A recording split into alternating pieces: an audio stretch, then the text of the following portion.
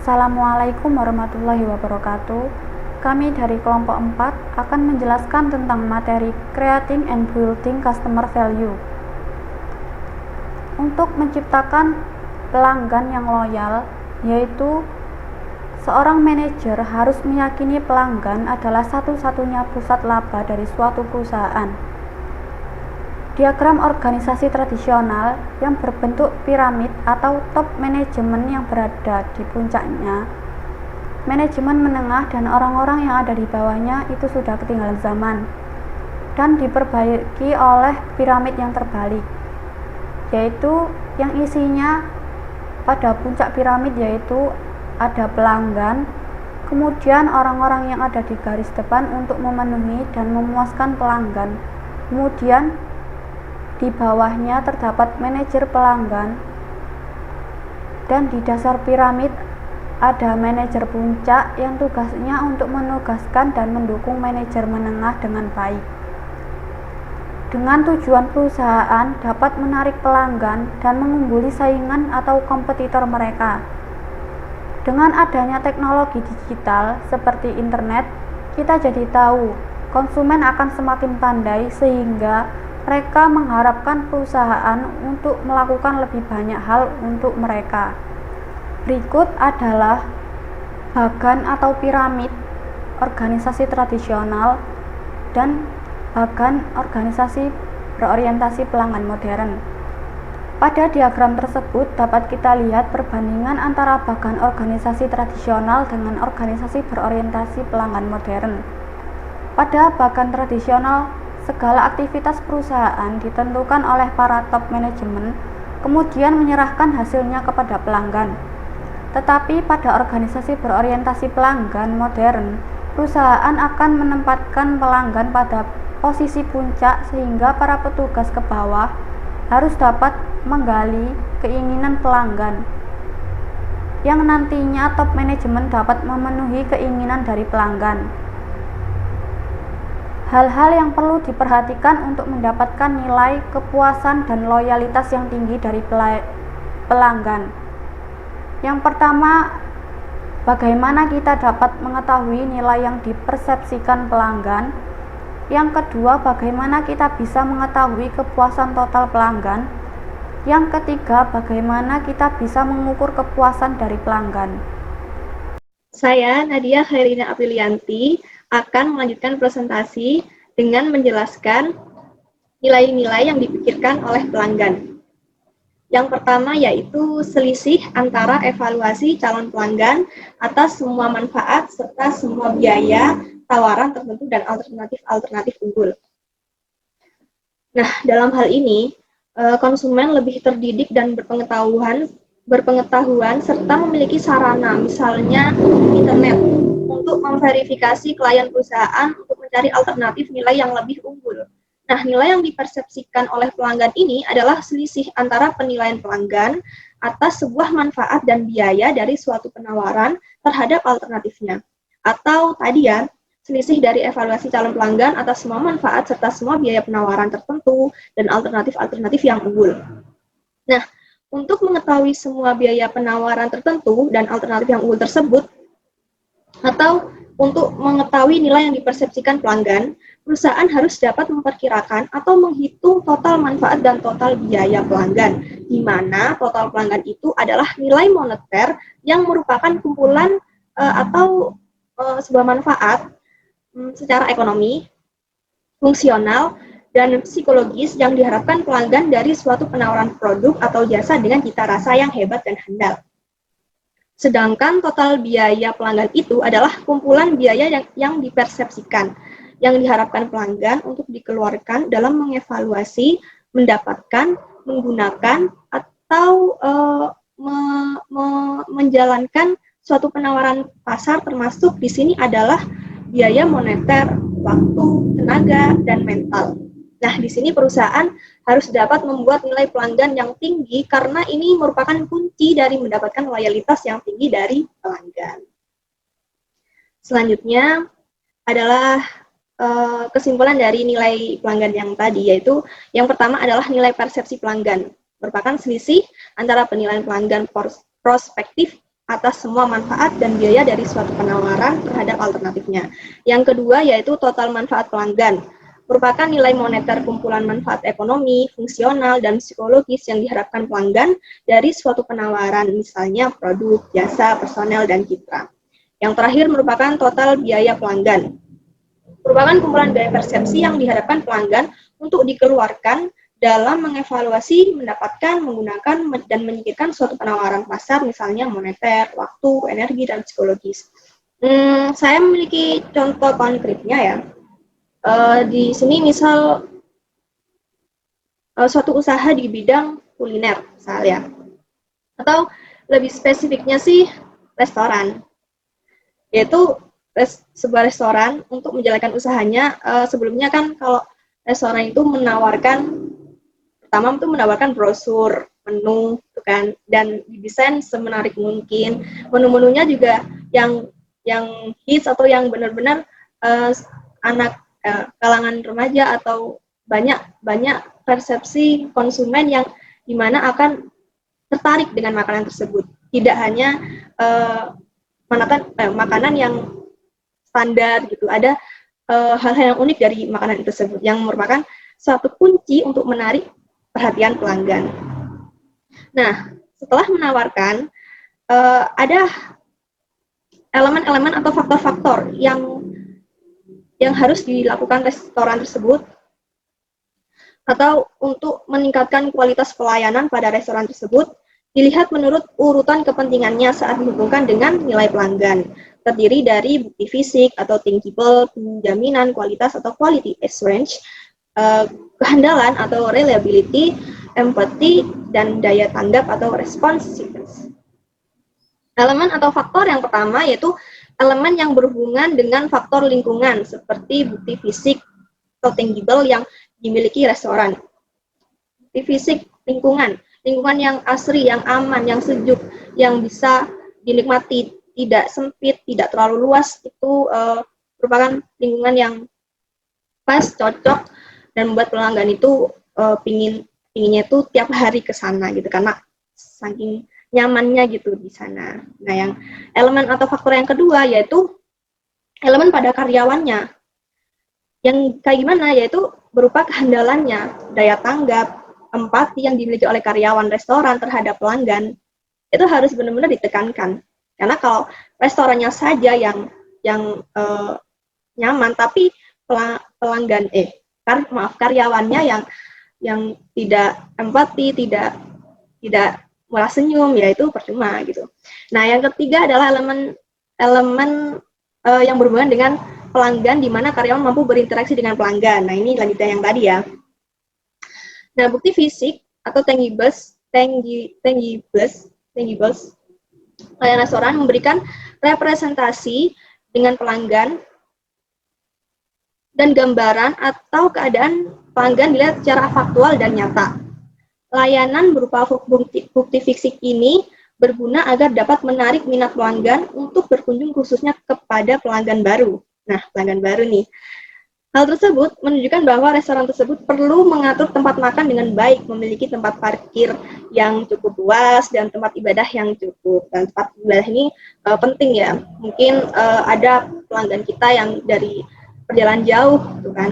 Terus mau nyari masjid atau nyari tempat ibadah yang lain itu agak susah. Jadi ya mereka makan sekaligus beribadah di sana. Itu kan masalahnya makin dicintai kan sama pelanggan. Itu juga penting sih.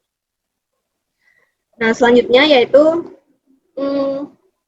nilai pelanggan. Untuk mengetahui nilai dari pelanggan bisa dihitung menggunakan selisih antara jumlah nilai dan jumlah biaya suatu penawaran dan alternatif lainnya, di mana nilai produk, nilai personal, nilai layanan, dan nilai citra itu akan membentuk nilai pelanggan total. Sedangkan biaya moneter atau biaya yang dikeluarkan oleh pelanggan untuk mendapatkan produk tersebut, kemudian biaya waktunya untuk mengontrol selang waktu produk tersebut, lalu ada biaya energi dan biaya psikis, itu merupakan biaya pelanggan secara total.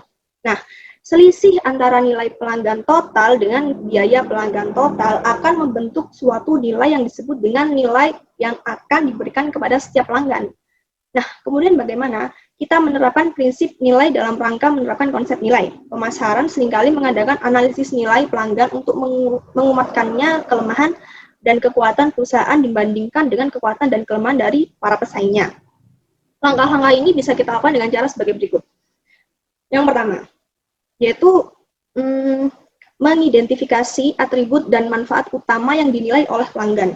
Dalam hal ini, pelanggan bisa ditanya tentang bagaimana tingkat atribut, manfaat, serta kinerja yang mereka cari dalam memilih produk atau jasa tersebut. Yang kedua, yaitu menilai arti penting dan kuantitatif dari atribut dan manfaat yang berbeda. Dalam hal ini, pelanggan bisa diminta untuk memberikan peringkat tentang arti penting, atribut, dan manfaatnya. Mereka akan menemukan berbagai segmen di sana.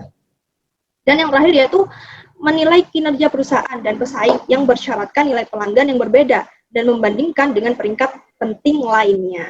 Terima kasih, itulah penjelasan dari saya. Lalu selanjutnya akan dijelaskan oleh teman saya.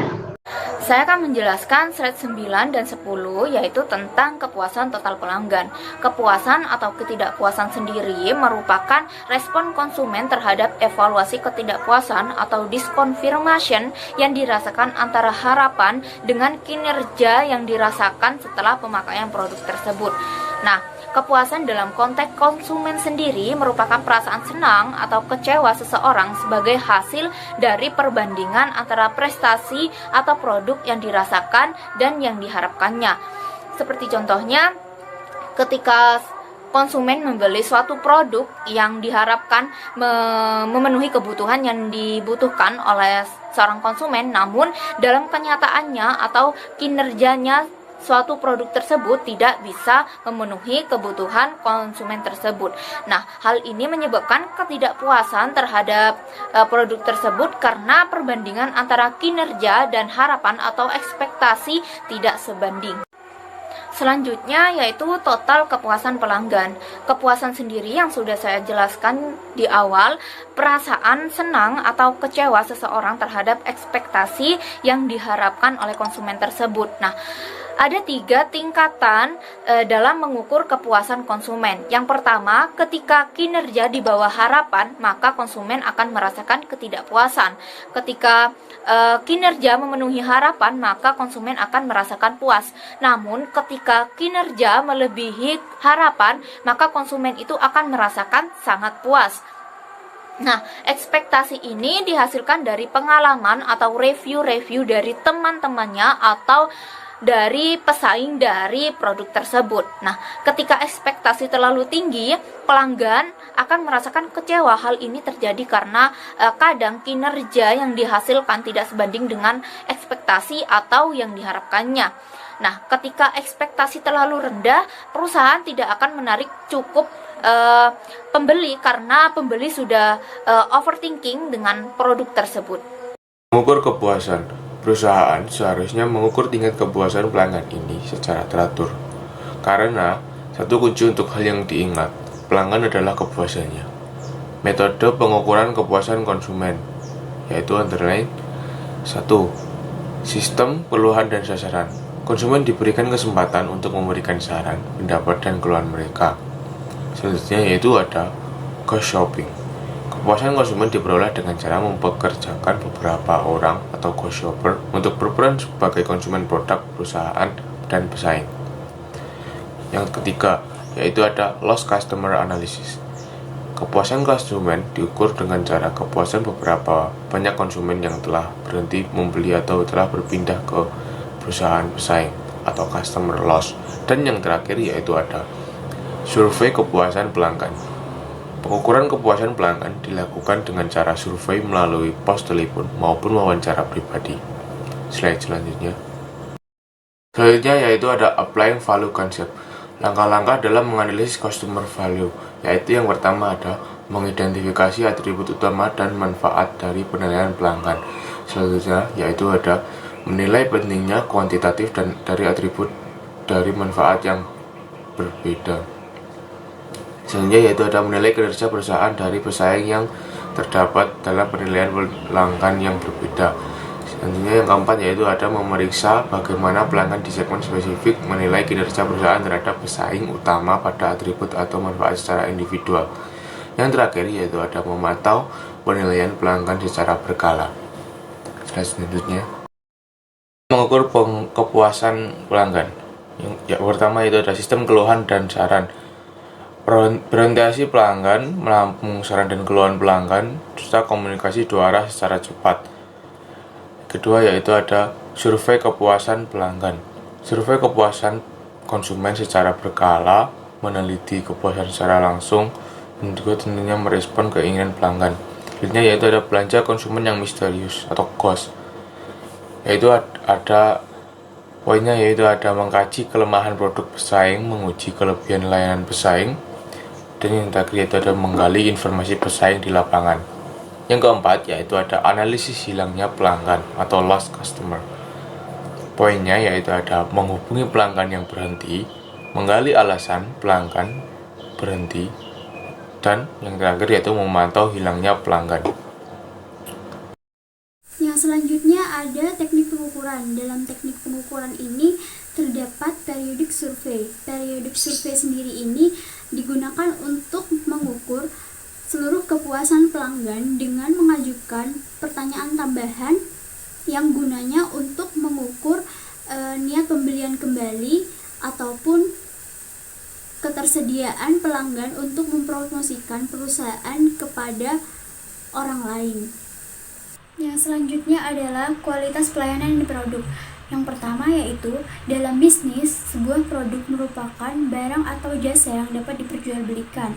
Sementara dalam marketing, produk merupakan barang atau jasa yang dapat ditawarkan di pasar dan bisa memuaskan sebuah keinginan atau kebutuhan.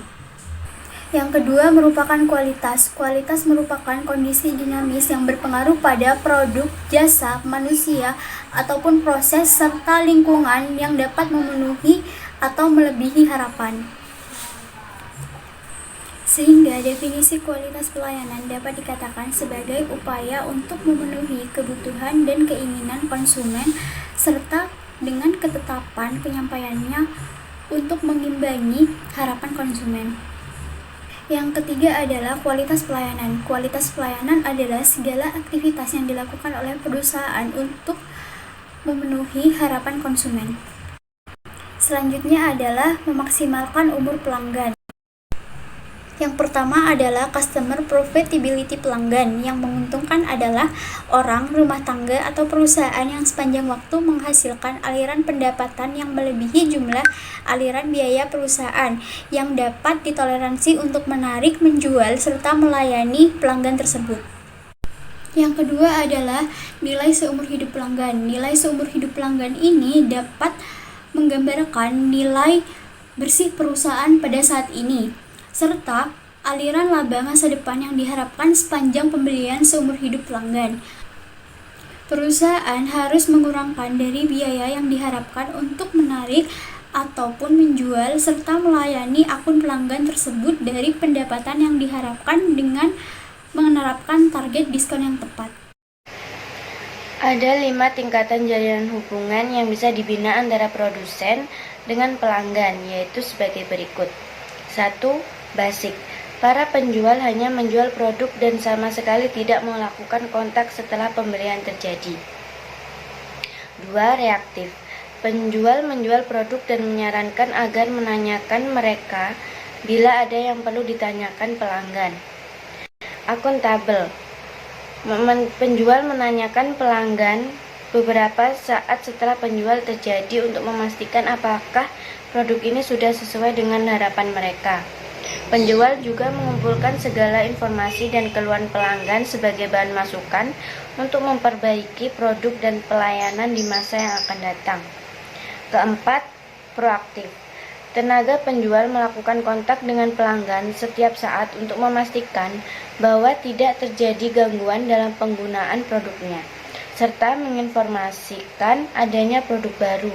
Sesuai dengan namanya, pihak penjual tidak saja memperhatikan kinerja produk yang telah dibeli pelanggan, tetapi secara proaktif menawarkan produk-produk terbaru yang memiliki perusahaan yang kemungkinan besar dibutuhkan mereka. Kelima, partnership. Pihak penjual bekerja sama secara berkelanjutan dengan pelanggan untuk menemukan suatu cara agar pelanggan bisa menjadi lebih baik. Pada saat tingkatan terakhir ini, antara pihak penjual dengan pelanggan yang telah terjalin komunikasinya yang baik hingga sampai pada suatu kesepahaman, yaitu bagaimana cara memuaskan pelanggan akhir dengan baik. Selanjutnya ada brand community. Adalah komunitas khusus untuk customer dan karyawan yang mengidentifikasi dan fokus pada aktivitas seputar brand. 3 karakteristik yang mengidentifikasi brand community. Yang pertama, kesadaran akan adanya koneksi dengan brand, perusahaan, produk, atau anggota komunitas lainnya. Yang kedua, membagi ritual, cerita, dan tradisi yang dapat menyampaikan maksud dari komunitas. Ketiga, membagikan tanggung jawab moral. Kedua, tipe of brand community. Perusahaan besar maupun kecil dapat membentuk brand community secara online. Pemasar dapat memasuki sosial media dan dapat membuat komunitas mereka sendiri. Anggota dapat merekomendasikan produk, memberikan review, membuat list rekomendasi atau favorit, dan bersosialisasi bersama. Yang ketiga, maximizing the benefit of the brand community. 1. Meningkatkan aktualitas atas pertukaran informasi. Yang kedua, meningkatkan relevansi informasi yang dipost. Yang ketiga, memperluas percakapan. Yang keempat, meningkatkan frekuensi pertukaran informasi. Yang terakhir, customer complaint. Beberapa perusahaan berpikir mereka mendapatkan rasa kepuasan pelanggan dengan menghitung-hitung keluhan. Tetapi studi menunjukkan bahwa sementara pelanggan tidak puas dengan pembelian mereka sekitar 25% dari waktu, hanya sekitar 5% mengeluh. Sekian dari kami. Apabila ada kesalahan kata, mohon maaf. Akhir kata, wassalamualaikum warahmatullahi wabarakatuh. Nah, sekarang saya akan menjelaskan studi kasus yang telah kami cari, yaitu Nestlé SE. Nestlé SE adalah perusahaan makanan dan minuman global Swiss yang dibentuk pada tahun 1905 melalui penggabungan Anglo Swiss Milk Company dan Varennes Henry Nestlé. Dalam beberapa tahun terakhir ini, Nestlé difokuskan untuk menjadi perusahaan nutrisi, kesehatan, dan kebugaran. Oleh karena itu, bagian dari visi perusahaan adalah untuk terus berupaya membuat produknya lebih enak dan menawarkan pilihan yang lebih sehat yang membantu konsumen peduli pada diri sendiri dan keluarganya. Elemen sentral dari inovasi dan proses pengembangan produk baru di Nestlé ini adalah menempatkan pelanggan sebagai inti dari gerakan inovasinya. Maggi pertama kali melakukan penelitian kualitatif tatap muka untuk mendapatkan wawasan yang lebih dalam tentang pandangan dan sikap koki dan konsumen. Nah, hasilnya bagaimana? Hasilnya menunjukkan bahwa pelanggan percaya bahwa segar adalah yang terbaik. Namun pandangan dan sikap koki berbeda. Mereka umumnya menyatakan bahwa pelanggan mereka lebih suka segala sesuatu dibuat dari nol, yaitu terbuat dari bahan baku dasar. Tetapi mereka tidak punya waktu dan uang untuk melakukannya. Akibatnya, penelitian menunjukkan bahwa ada potensi pasar yang cukup besar bagi koki yang bertujuan untuk menyenangkan pelanggan dengan produk bantuan kuliner hemat waktu dan uang dengan kualitas alami yang membuat masakan mereka terasa segar semaksimal mungkin. Mengikuti proses pengembangan produk baru internal dan generik, langkah pertama yang dilakukan oleh Nestlé adalah memberikan ringkasan produk yang ditulis dengan jelas untuk pabrik Maggi berdasarkan proporsi merek baru. Penjelasan singkat tersebut memberikan spesifikasi produk yang komprehensif, termasuk kandungan garam, jenis lemak, dan kebutuhan makanan tertentu seperti bebas gluten, serta kisaran harga akhir.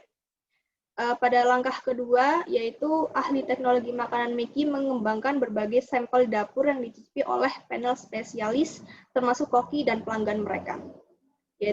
Yang langkah ketiga, yaitu melibatkan pelaporan hasil pengujian produk dalam kerangka proses interaktif dan bergulir di mana setiap perusahaan yang diperlukan dimasukkan ke dalam sampel lebih lanjut. Nah, langkah terakhir dari proses pengembangan produk adalah tahap sign-off, di mana kesepakatan atas sampel dikonfirmasi bersama dengan penetapan harga. The Maggi Factories kemudian mulai memproduksi. Secara paralel, label depan dirancang, fotografi produk ditugaskan, lembar resep diproduksi, dan penyaji penjualan disiapkan untuk memastikan peluncuran produk yang sukses. Dengan latar belakang pengembangan produk baru yang berpusat pada pelanggan, Nestle terus meningkatkan jangkauannya lebih jauh dan memperluas pendekatannya untuk menyediakan makanan yang lebih sehat untuk pelanggan. Misalnya, pada tahun 2012, perusahaan secara substansial mengurangi garam dalam produknya untuk mendukung target garam Organisasi Kesehatan Dunia tidak lebih dari 5 gram garam per orang per hari pada tahun 2025. Pada tahun 2013, perusahaan mengumumkan komitmennya untuk skema pelabelan nutrisi baru, janji makanan terbaru dalam kesepakatan tanggung jawab kesehatan masyarakat pemerintah. Pekerjaan Nestle telah membuahkan hasil. Pada bulan April 2016, Nestle menempati peringkat kedua dalam kartu skor di balik merek dan Oxfam, di mana LSM tersebut memeringkatkan 10 perusahaan makanan dan minuman konsumen teratas dunia berdasarkan kebijakan dan komitmen mereka untuk meningkatkan keamanan dan keberlanjutan pangan. Secara keseluruhan, Nestle telah berhasil melaksanakan perencanaan produk baru yang kuat dan menyiapkan proses pengembangan produk baru yang sistematis dan didorong oleh pelanggan untuk menemukan dan menumbuhkan penawaran di pasar baru. Seperti itulah penjelasan singkat dari studi kasus yang kami pilih.